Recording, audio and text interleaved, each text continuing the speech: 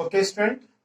See, there is one question on EMF of the cell. The question is calculate the cell potential. Means EMF of the cell of the calculate the cell potential of the following cell. Cell क्या दिया हुआ बेटा? Cr3 plus ion 0.01 मोल पर litre, Fe2 plus ion 0.01 मोल पर litre, Fe। मतलब यहां पे ये क्या होगा, हमारा जो सॉल्ट ब्रीज का लेफ्ट साइड में होता है उसको बोलते हैं कैथोड। ये कैथोड है और ये क्या है हमारा एनोड। ये चीज तो क्लियर हो गया। तो कैथोड किससे बना है? Iron rod is dipped in the solution of Fe2 plus ion having concentration 0.01 मोल पर litre. Anode chromium rod is dipped in the solution of Cr3 plus ion having concentration 0.01 मोल पर लीटर। ये cathode हो गया और ये एनोड हो गया, दोनों को सॉल्ट ब्रिज से कनेक्ट करते हैं तो करंट का फ्लो होता है आयरन से क्रोमियम की तरफ। ठीक है, इस सेल का ईएमएफ निकालना यानी सेल पोटेंशियल निकालना है। तो ठीक है, इसको निकालने के लिए सबसे पहले हमको ओवरऑल सेल रिएक्शंस लिखना होगा और उससे भी पहले हमको ई नॉट सेल निकालना होगा। ई नॉट सेल क्या होता है बेटा? ई नॉट सेल मतलब standard EMF of the cell या standard cell potential equal to क्या लिखते हो? E not cathode minus E not anode. Standard reduction potential of cathode minus standard reduction potential of anode. Standard reduction potential of cathode, cathode जो है कौन सा है? Fe2 plus ion Fe। इसका standard reduction potential कितना दिया है? -0.44 volt. और माइनस क्या हो जाएगा? Standard reduction potential of chromium ये कितना है? -0.74। तो माइनस माइनस क्या हो जाएगा? +0.74। इसको अगर कैलकुलेट करेंगे तो यहां 0 हो गया, यहां 3 हो गया, 0.30 वोल्ट। ठीक है, ये 0.30 वोल्ट क्या हो गया? E not cell. E not cell equal to 0.30 volt. अब देखो बेटा, हमको निकालना है सेल पोटेंशियल। इसके लिए सबसे पहला काम होगा हमारा ई नॉट सेल निकालने के बाद जो काम होगा वो ओवरऑल सेल रिएक्शंस लिखना। कैसे लिखोगे? एनोड पे क्या होता है? Cr जो है it gives Cr3 plus ion by losing 3 electrons और Fe2 plus ion gains 2 electron at cathode to give Fe। देखो ये इक्वेशन बैलेंस नहीं है। फर्स्ट इक्वेशन को मल्टीप्लाई कर दो 2 से, सेकेंड को 3 से। क्यों? Total number of electron loss और गेन क्या होना चाहिए? इक्वल। 2 3 जा 6, 3 2 जा 6। तो ये क्या हो जाएगा बेटा? 2Cr plus 3Fe2 plus ion gives 2Cr3 plus ion plus 3Fe। ये हो गया ओवरऑल सेल रिएक्शंस। क्लियर है चीज? अच्छा, यहां पे total number of electron lost या total number of electron gain कितना होगा?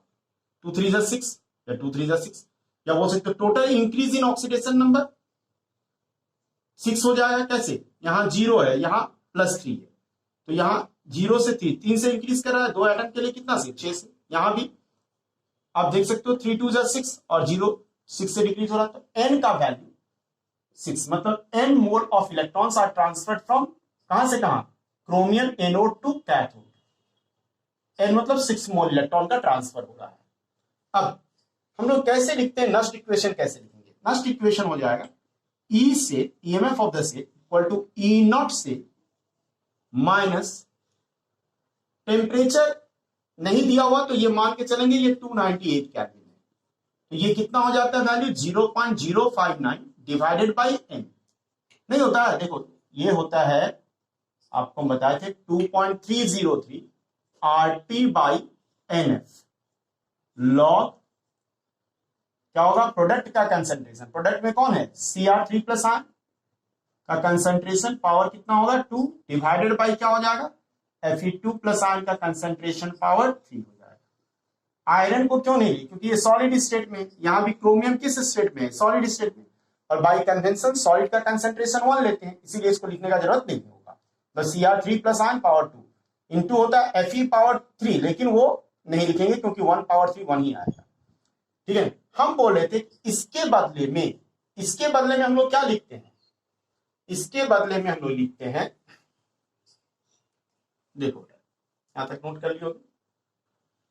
ठीक है, इसके बदले में हम लोग क्या लिख सकते हैं, यहां से आ जाओ, यहां पे E cell equal to E not cell minus, देखो और 8.314, टेम्परेचर 298 केल्विन ले लो, नहीं दिया है तो, और एफ ये हो जाएगा 96,500 कूलम पर मोल। ये क्या रिप्रेजेंट करता है, 1 Faraday, charge on 1 mole of electron, वो कितना आएगा 96,500 कूलम पर मोल।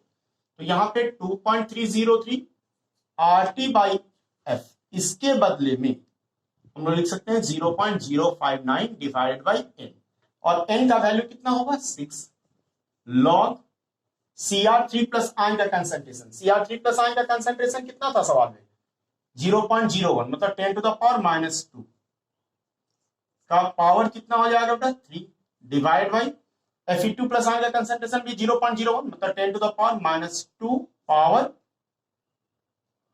ओह सॉरी ऊपर में 2 होगा, 2 ना, Cr3 प्लस आयन का कंसंट्रेशन पावर, ठीक है, क्लियर है चीज। वैल्यू पुट कर देंगे, ई नॉट से यहां पे आया था 0.30। अच्छा इसको हम ऐसा करते हैं, नहीं तो रहने दो, 0.059 को 0.06 के बराबर ले लेते हैं, 6 थोड़ा सा हम लोग ये कर लिए हैं, उसमें कोई दिक्कत नहीं होगा, और ये 10 to the power -4 divide by 10 to the power -6 हो जाएगा।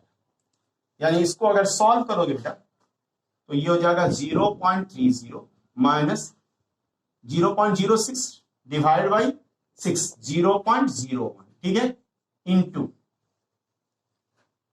लॉग 10 टू द पावर -6, तो +6 हो जाएगा, तो 10 टू द पावर 2 हो जाएगा, यानी 0.30 माइनस क्या हो जाएगा बेटा 2 लॉग 10, लॉग 10 कितना होता है 1, तो 0.01 इंटू 2, यानी 0.30 माइनस 0.02, 0.03 में से 0.02 माइनस कर दो, कितना आ जाएगा ये 0.28 वोल्ट आ जाएगा, ठीक है। यहाँ पे थोड़ा सा अप्रोक्सीमेशन ले लिए तो 0.28 वोल्ट आ जाएगा, 0.059 लेता तो 0.2804 आता।